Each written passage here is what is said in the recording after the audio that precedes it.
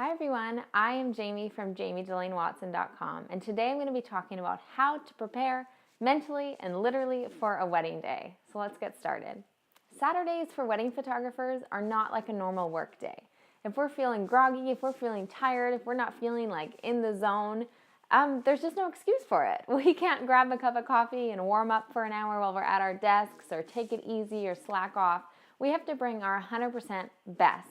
So I have 5 pointers to help you best prepare for a wedding day. Number 1 is prepare your gear bag in advance. A few years ago, I started taking most of Fridays off.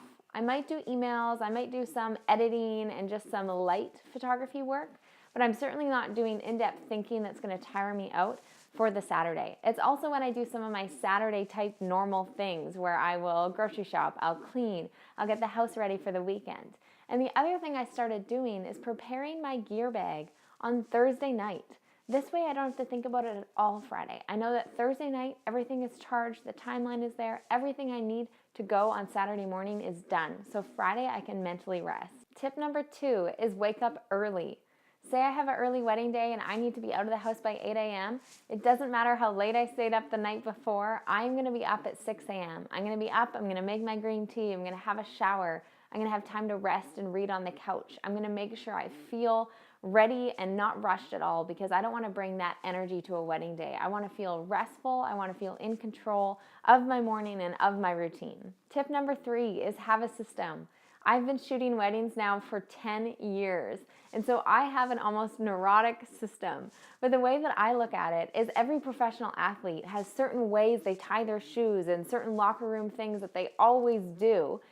When it comes to where they put equipment and that sort of thing. I don't know, I'm not a professional athlete, but that's how I feel about my career. I have maybe 5 bags that I have that goes from my house to the car, and I always put them in the exact same spots. I know exactly what equipment's where. I know where I want my snacks, where I want my shoes. And yes, I realize this sounds ridiculous, but you get to be ridiculous because this is your career and you're the one that is in charge of creating these beautiful images for clients. So whatever you need to do to feel like you are prepared and feel like you know where everything is, just stick to that system, make fun of yourself, it doesn't matter. If a second shooter puts something in the wrong place, just be like, I need it here. And that's okay, we're allowed to have those things. So on a wedding day, I'm carrying a few bags. I have my Think Tank rolling suitcase. I'll put links to all of these in the video description. I also have my Shoot Sack shoulder bag, which carries lenses only.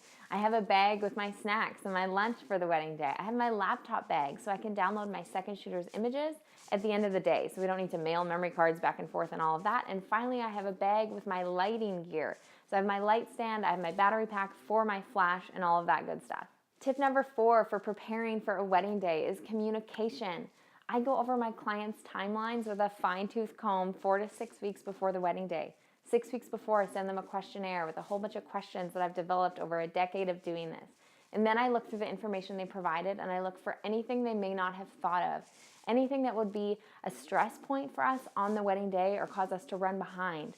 So a few things clients often forget is to factor in proper driving time for portrait locations, or walking time, or thinking about parking time. Also, the reception timeline is a huge one. People have really great intentions for how quickly things will move, but receptions are fun, people are relaxed, and unless you have a planner who is really on it, things are often going to run behind based on the timelines that I get from the client. So I'm working on all of these things before the wedding day so that then I can chat with the couple 3 or 4 weeks out when nobody's stressed, they have time to think about it, we can email or talk on the phone, and I'm making sure that when it comes to the wedding day, everything is running like clockwork. But that's our job as photographers, working with the planners to communicate what we need, and if there is no planner, a lot of it falls on us. So we need to own that and make sure that communication is clear and concise before the wedding day. Finally, when it comes to preparing for the wedding day, you just need to be all in on the day of. It doesn't matter what has happened at home, what other stresses were going on that week. You need to be completely focused. Turn your phone off. Be completely focused on creating the best images possible for this couple because you have one chance to do this. They are paying you a bunch of money to capture one of the most important days in their lives. So may that never lose its power for us, and may that never be just a normal work day, that we would be all in and completely focused on delivering the best experience possible. So if you want to be a bit more prepared before your next wedding day, I have a pre-wedding checklist I would love to give you guys.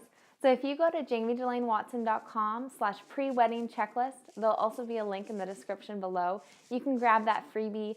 It's what I use to pack my gear bag every single wedding to make sure that I'm not forgetting anything that I need, and I hope it's helpful for you as well. If you like this video, please subscribe, please comment. I love hearing from you guys, and I'm really thankful you watch every week. Thank you.